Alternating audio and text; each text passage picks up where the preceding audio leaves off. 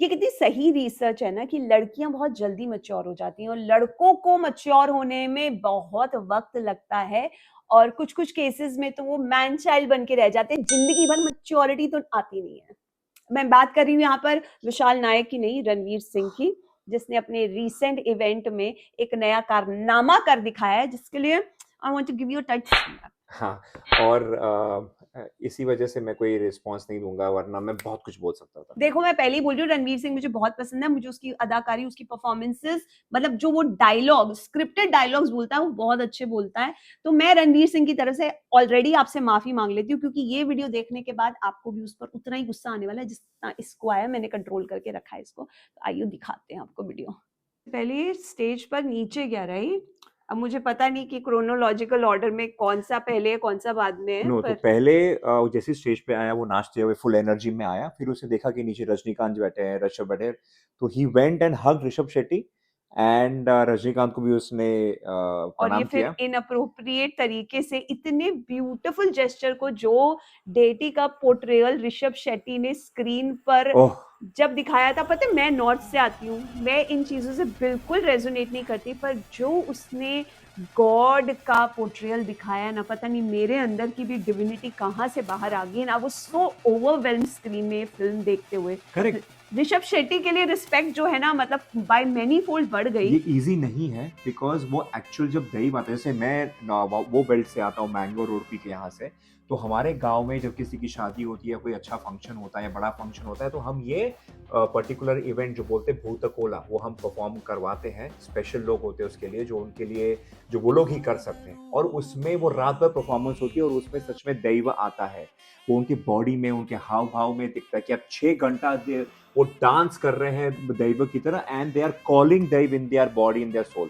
और जिनको जो प्रश्न है, जिनको सवाल है, वो उनकी मन की शांति के लिए वो दैव से पूछते हैं, और वो दैव वो जवाब देता है। एक आम आदमी के लिए 15 मिनट, 20 मिनट, आधा घंटा भी हम लोग डांस कर लेते हैं ना, तो हमारी सांस फूलने लगती है। और ये लोग कंसिस्टेंटली 6 घंटा डांस करना, और वो भी इस एनर्जी के साथ, दिस इज नॉट नॉर्मल। इसमें कुछ डिवाइन इंटरवेंशन होती ही होती है और यार। दूसरी बात बताऊं मैं, सिर्फ ये नहीं होता है, जब दैव परफॉर्म भी करता है ना, तो 6 घंटे में उसके सामने जो खाना रखता है ना, वो खाना खाते, वो नॉर्मल इंसान नहीं खा सकता है। वो इतना खाना खाते, इतना खाना खाते हैं कि 10 15 20 लोग जितना खाते एक बार में, इतना खाना खाते हैं। वो एनर्जी कहाँ से आती है, वो डिवाइन इंटरवेंशन कहाँ से आता है? तो आप समझो कि ऋषभ शेट्टी ने वो परफॉर्म किया है, तो और सच में एक एक्चुअली ब्लेसिंग से किया है। हमारे लिए वो इंट्रोडक्शन है, साउथ के बारे में और जानने का। और उसको एक इनअप्रोप्रिएट जेस्चर की तरह रणवीर ने और इस जब, वीडियो में ऋषभ शेट्टी बोल भी रहा है, मत कर, वो मत एकदम कर। शर्मिंदा हो गया कि भाई ये क्या कर मैं रहा है, उसके कितने तो बार मुंह से उसे जीभ बोलूं कि निकल मत गई। कर, है ना? हाँ, but That performance, that one छीन shot. लो माइक से।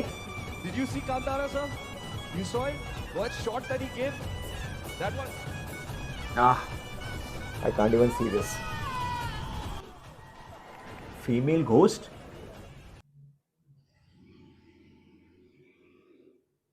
I think that's why he is not in Kantara.